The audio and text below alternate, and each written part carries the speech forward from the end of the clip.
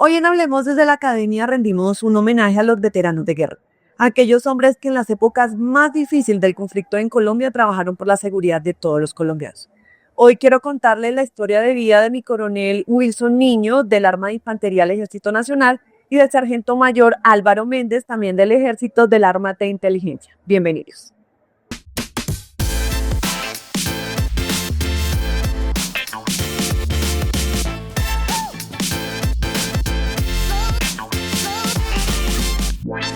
Bueno, mi sargento mayor, mi coronel, bienvenidos al podcast de la Escuela Superior de Guerra y vamos a entrar en materia primero conociéndolos. Mi coronel, ¿usted en qué año se hace militar y cuál era la situación que vivía Colombia en ese momento?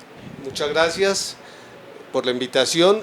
Yo ingresé a la Escuela Militar de Cadetes el 21 de enero de 1988 y egreso como oficial del Ejército del Arma de Infantería el 28 de noviembre de 1990. Y a lo largo de 30 años me desempeñé en varias unidades de infantería en diferentes regiones del país, en el Caquetá, y termino mi carrera militar en el año 2018 cuando me desempeñaba como agregado militar naval y aéreo ante el gobierno de Italia. Para esa época, durante ese recorrido de 30 años, la situación era muy compleja en el territorio colombiano.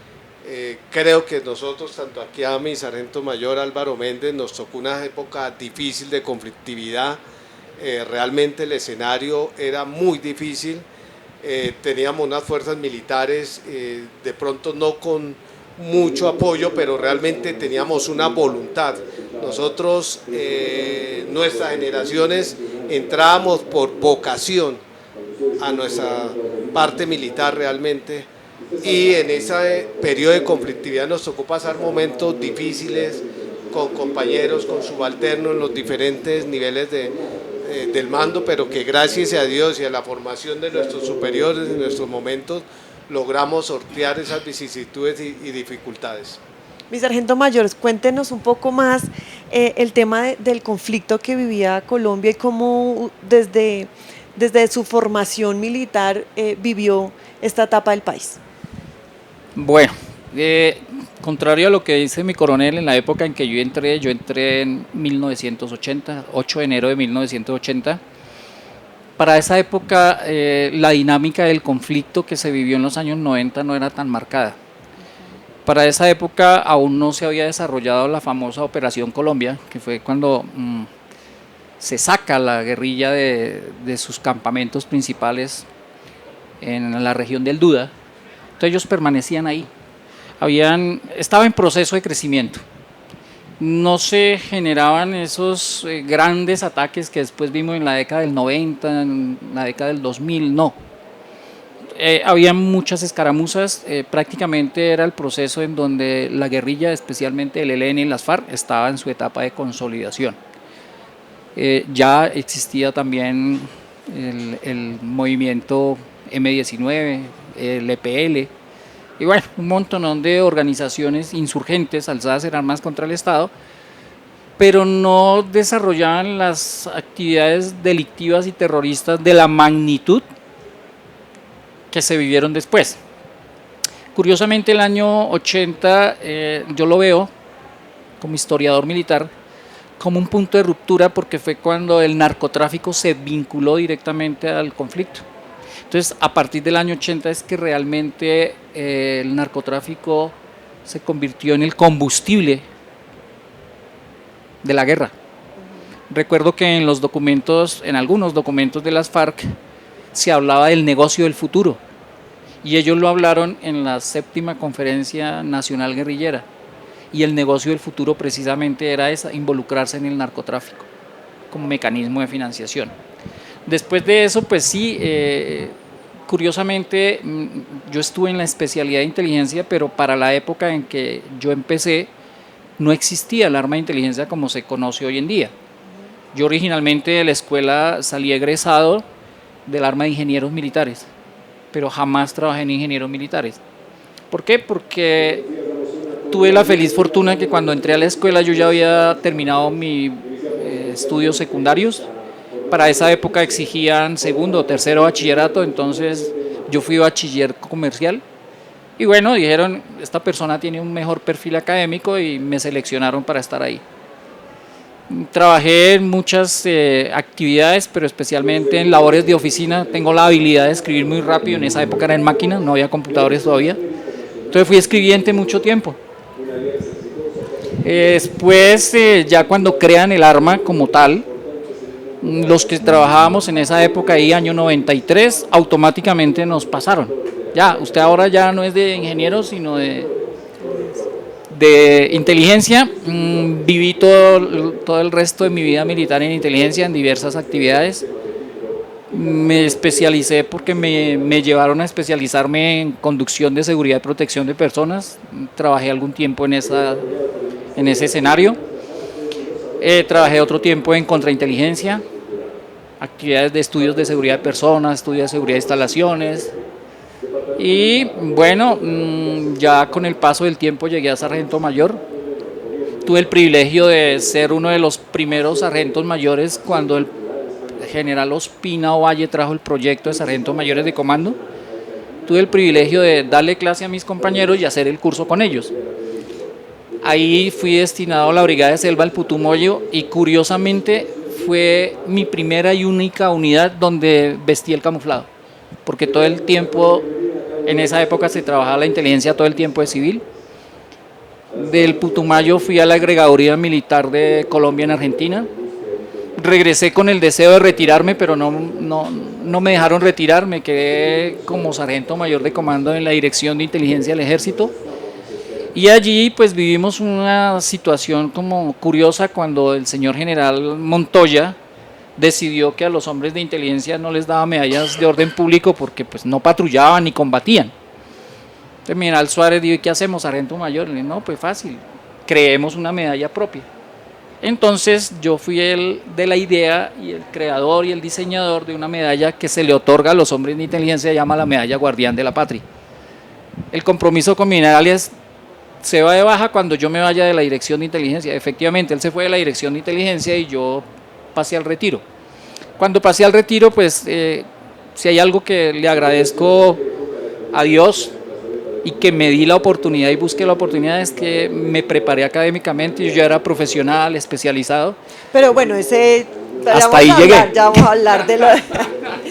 mi coronel, cuénteme, antes de entrar en el tema del retiro, cuénteme de alguna experiencia difícil de lo que usted vivía como soldado de infantería, porque pues tenemos dos campos aquí muy diferentes de lo que usted veía en el campo de acción y de lo que veía mi sargento mayor. Cuénteme de esos momentos duros en el campo, ¿cómo se vivían?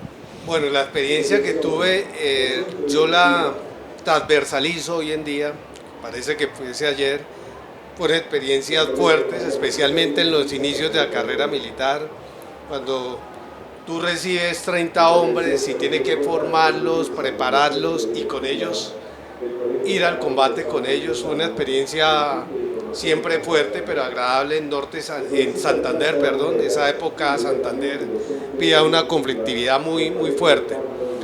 A partir de que fui subiendo de grado y de cargos, obviamente mi carrera militar la desempeñé en 30 años, básicamente yo la divido en tres en actividad.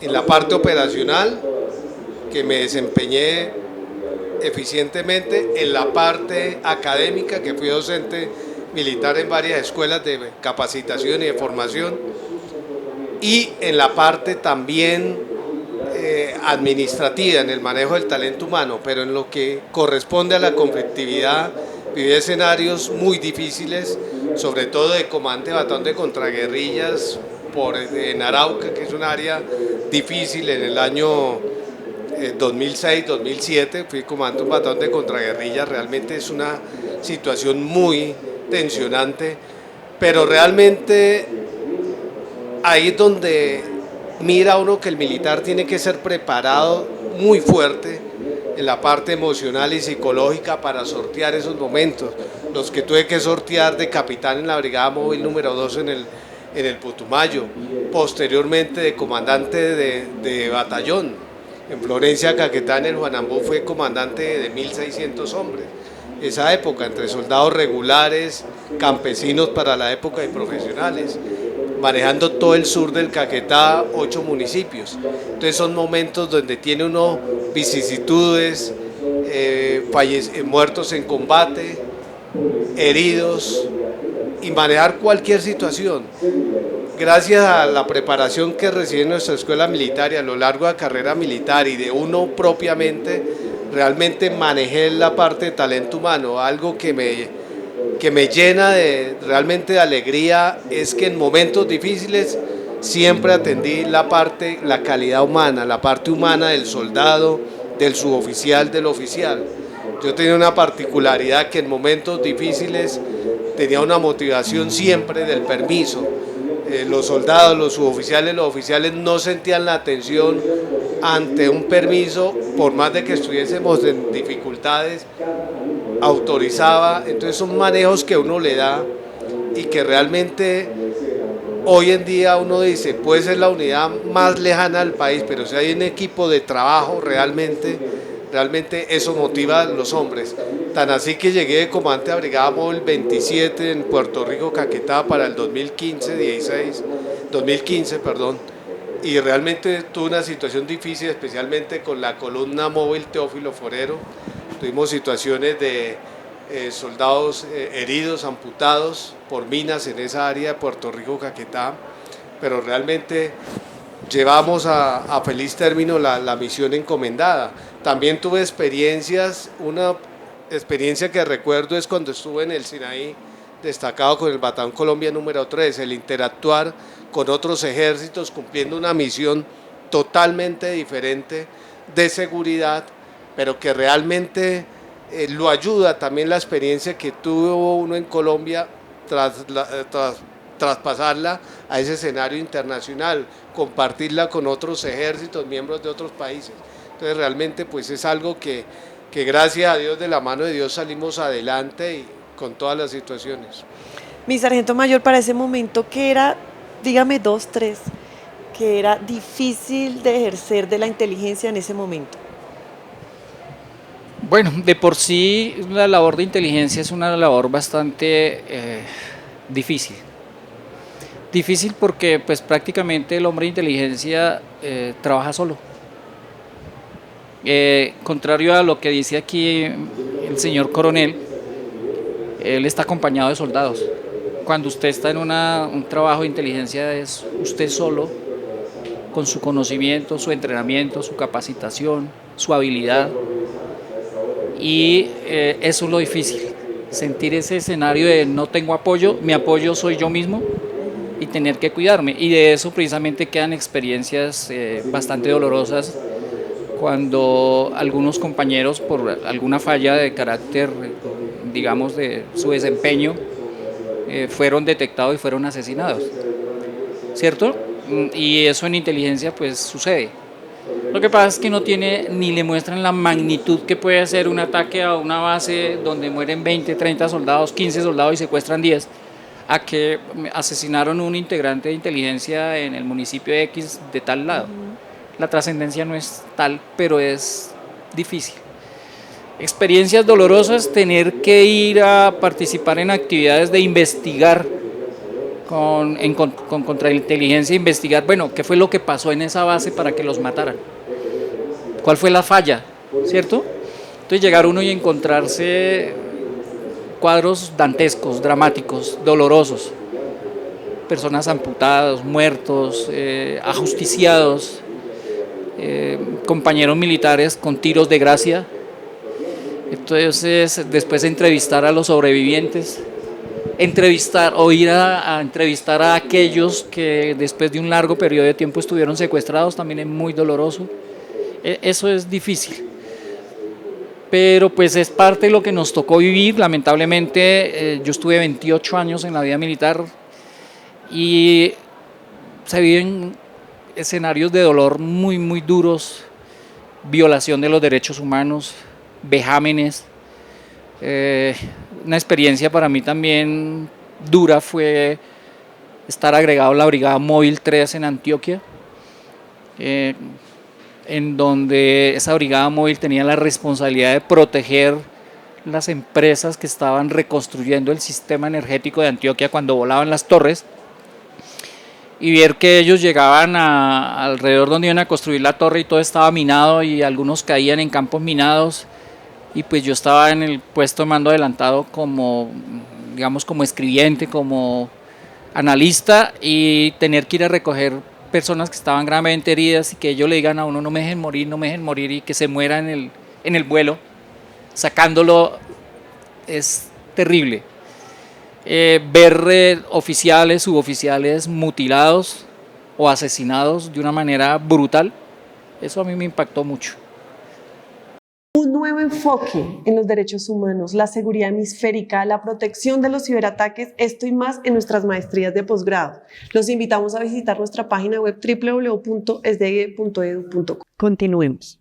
Ahora hablemos de lo que viene en la vida después de terminar esta entrega, con esta vocación, y es cómo viven ustedes ahora la vida de retirados. Ya sé que llevan bastante tiempo, mi coronel 7 años, mi sargento mayor 18.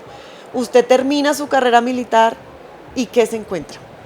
Bueno, yo siento que no me dio duro. Yo siento que dar el paso no me dio duro. Primero porque la mayor parte de mi vida militar yo trabajé de particular, ¿sí? Y sé que a mis compañeros que toda la vida usaron el uniforme les da duro cambiar de rol. Como le dije hace un momento, cuando yo me retiré yo ya era profesional, tenía una especialización, tuve la feliz fortuna de desempeñarme como docente estando en servicio activo, y ello me sirvió para vincularme, y yo me vinculé muy pronto con la Universidad Militar, inicialmente como asesor y después ya como docente, y allí duré bastantes años dictando clase. Pasé dictando clase por la Escuela de Armas Combinadas, donde ustedes hacen curso de teniente a capitán y de capitán a mayor, creo que es. En los cursos de suboficiales, en los cursos de inteligencia. Pasé por la Escuela de Suboficiales de la Fuerza Aérea, que me dejó gratos recuerdos y muy buenos momentos vividos en esa escuela y con todos los compañeros. Después del retiro vino como... Después del resurgir retiro, para académico. mí fue entender que había terminado un ciclo de vida de algo que nació conmigo, que fue la vocación militar. Pero yo entendí que después de la vida militar había más cosas por hacer. Y la verdad que yo he sido feliz siendo docente. Creo que es mi profesión alterna que me apasiona. Aparte de que pues ahora estoy en otro escenario que es de escribir historia, que también me apasiona. Entonces yo digo, yo he sido feliz. Fui feliz siendo militar y lo volvería a hacer. Y si a mí hoy en día me dicen tiene que venir y ponerse el uniforme, yo lo haría con mucho gusto. Me gusta participar en todas las actividades. Actualmente soy el suboficial que represento al cuerpo de suboficiales en el Consejo de Veteranos.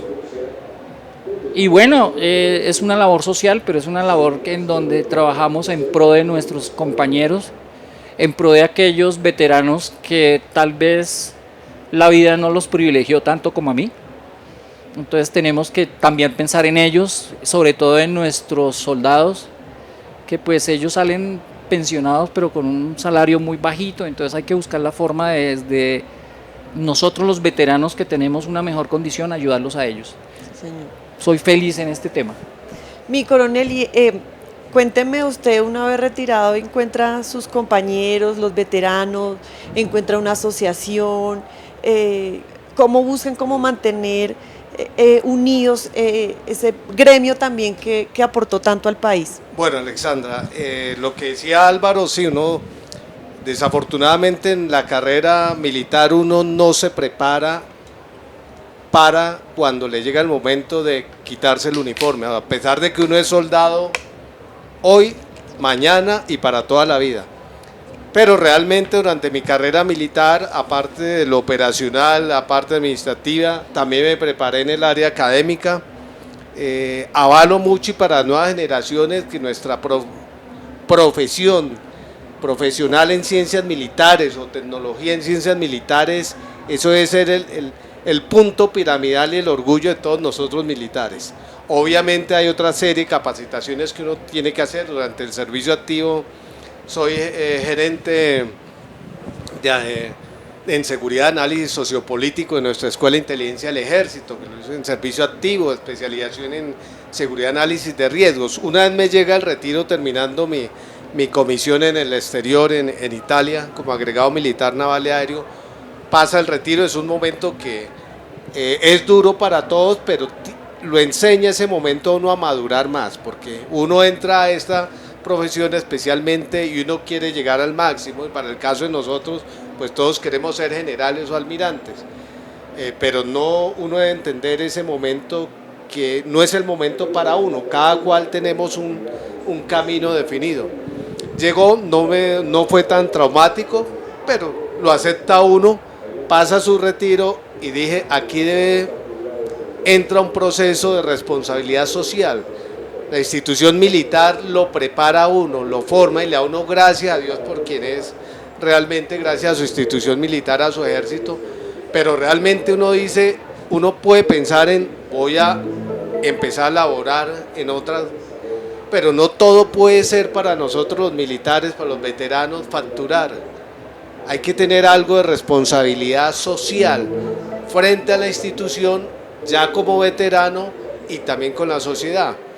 Entonces termino de prepararse, de 7 años que llevo de retiro, me gradué también de administrador de empresas, hice una maestría en inteligencia estratégica en la Escuela de Inteligencia, porque pues tuve la oportunidad de hacer todos los cursos de inteligencia, me llamaron de la Escuela de Inteligencia, mi coronel, venga, termine su preparación, usted le falta una maestría, hágala. La hice, me la paso en escenarios académicos virtuales con nuestra Escuela Superior de Guerra, gracias a su departamento de egresados, participo en escenarios virtuales, presenciales, de todo orden académico en temas de seguridad y defensa nacional, porque pues actualmente pues soy consultor en seguridad. Pero también tengo otras facetas, las responsabilidades sociales, aportémosle a la institución militar también desde la parte externa. Entonces ingresé, una vez me llega el retiro, ingresé a CORE, a la Asociación Colombiana de Oficiales de las Fuerzas Militares, orgullosamente hago parte allá de ACORE, hoy trabajando allá con la Junta Nacional en cabeza de mi general León, mi general Salazar y el señor almirante Pablo Romero, realmente orgulloso. En ese centro es un centro académico, estratégico, es un centro de pensamiento de nuestra reserva para apoyar y aportar a nuestras fuerzas militares y de policía. Y hago parte también de nuestra división de infantería general José María Córdoba, liderada por mi general Manuel Guzmán Cardoso. Realmente esa división Córdoba recoge todos los oficiales de infantería de la reserva y de otras armas y fuerzas que sienten ese espíritu militar, entonces aportamos de ahí. Y actualmente soy el representante suplente por 2 años, junto con mi coronel Helber Sánchez, que es el representante principal de la Fuerza Aeroespacial Colombiana. Somos los representantes de todos los oficiales en retiro de nuestras fuerzas militares ante el Consejo Directivo de la Caja de Retiro de las Fuerzas Militares, que este año en noviembre cumple 100 años, el 17 de noviembre. Y a la par tenemos un trabajo integral con nuestros 2 suboficiales, representantes de los suboficiales, que son 2 suboficiales abogados de nuestra Fuerza Aeroespacial Colombiana. Mi sargento mayor, ¿usted siente que los veteranos tienen el reconocimiento que merecen? Es una primera pregunta, y la otra pregunta es, ¿cuál es la importancia que tienen los veteranos para la historia de nuestro país? Bueno, ahí usted me toca un tema que me apasiona por 2 razones. Aparece la ley 1979 del año 2019, que es la ley del veterano. ¿Qué es lo que se pretende con esta ley o qué se pretendió con esta ley? Recoger una serie de directrices, leyes anteriores y realmente formular una verdadera ley completa que busque el reconocimiento del veterano. Porque es que socialmente somos como estigmatizados, ¿no? Somos como ciudadanos de tercera, ¿cierto? Sí, cuando nosotros retornamos a la vida civil, pues recuperamos nuestros derechos ciudadanos, ¿no? Pero la sociedad no nos reconoce, la sociedad nos estigmatiza, nos señala, también se da por la mala publicidad, ¿cierto? Entonces, ¿qué es lo que se pretende?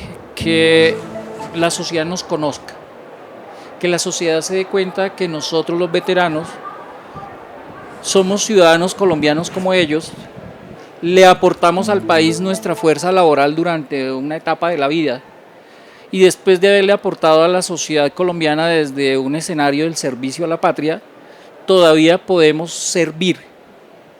Entonces, desde ese contexto, actualmente se desarrolló con el Consejo de Veteranos el cumplimiento del artículo 9 de la ley 1979, que es la cátedra del veterano.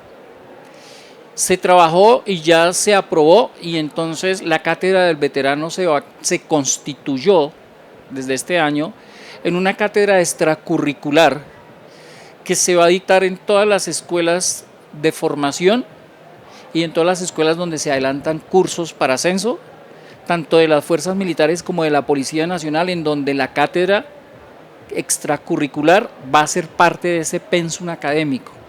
¿Cuál es la idea principal? La idea principal es que nuestros jóvenes, nuestros suboficiales, oficiales, agentes que están ahí en formación, conozcan qué fue lo que hicieron sus ancestros, reconozcan el valor de lo que es hoy en día el señor de la tercera o de la cuarta edad, el señor que anda con bastón, pero que el día que tiene la feliz fortuna de poderse colocar sus medallas, tiene un montón de medallas, y que él fue en su momento un héroe, ¿cierto? Que esos jóvenes que están ingresando a las instituciones militares nos miren a nosotros como ese hito fundacional, que sin nosotros no existiría lo que ellos tienen hoy. Y eso es un gran problema en la sociedad colombiana, que no reconocen todo lo que construimos nosotros para tener esta democracia, digamos, medianamente estable. Entonces, me parece espectacular que a los veteranos nos llamen, nos busquen, nos inviten. Y aparte de eso, le quiero decir a todos aquí públicamente que la gran mayoría de veteranos vivimos orgullosos de haberle prestado el servicio a la patria, y que la gran mayoría de veteranos somos ciudadanos íntegros, ciudadanos de bien, ciudadanos que amamos las instituciones, que respetamos las instituciones y sobre todo que queremos seguirle aportando a la sociedad colombiana, que no nos menosprecien y que se quiten de la cabeza que el ser militar es ser bruto. No, al contrario, los militares estamos mejor preparados que muchos de los que están en la sociedad censurándonos. Muchos de nosotros los militares retirados nos hemos preocupado por formarnos académica y profesionalmente y hemos jugado roles en diferentes instituciones universitarias en donde nos reconocen el valor que tenemos como profesionales. Precisamente ya para terminar, quisiera que me dijeran y definieran muy concretamente qué piensan ustedes de la frase de una vez soldado, siempre soldado. Total, Alexandra. Nosotros como veteranos, esa frase, uno es soldado desde que inicia con su uniforme militar. Cuando se lo quita por diferentes circunstancias, llámese por voluntad propia, por llamamiento al servicio activo, pero sigue la condición. Cuando estaba activo yo decía, debajo de ese uniforme hay un soldado lleno de sentimientos para toda la vida, que eso no se lo va a quitar nunca. Entonces es una frase muy apropiada para seguirla cultivando y haciéndola cada día más fuerte para todo nuestro personal de las fuerzas militares, tanto activos como de la reserva. Bueno, es una frase que es real. Independientemente de que hoy no portemos el uniforme, creo que la parte interna nuestra es camuflada. Creo que en el caso particular mío, yo me crié en Bogotá, en el barrio Gaitán, atravesaba una sola calle que era y entraba a la escuela militar, que no tenía rejas y que uno podía entrar. Yo era un niño de 6, 7 años y ya entraba a la escuela militar. O sea, mi vocación fue desde muy chiquitico y mi vocación seguirá existiendo hasta el último día que yo esté en este mundo, porque creo y me siento orgulloso que la mejor decisión que tomé en la vida fue ser militar. Y seguiré siendo militar por siempre, aunque hoy en día estoy jugando otro rol. Yo me presento como, bueno, soy profesional en tal tema, magíster en tal otro tema, pero mi profesión de base fue ser militar. Eso sí siempre lo reconozco. Porque a mí la profesión militar me ayudó a formar el carácter, la personalidad, a desarrollarme como ciudadano colombiano, como persona, y esa es una base complementaria a la base que ya traía de mi hogar, y militar un día, militar para toda la vida. Bueno, muchísimas gracias, mi coronel, mi sargento mayor. Ustedes recuerden que nos encontramos todos los jueves 7 p.m. en nuestras redes sociales.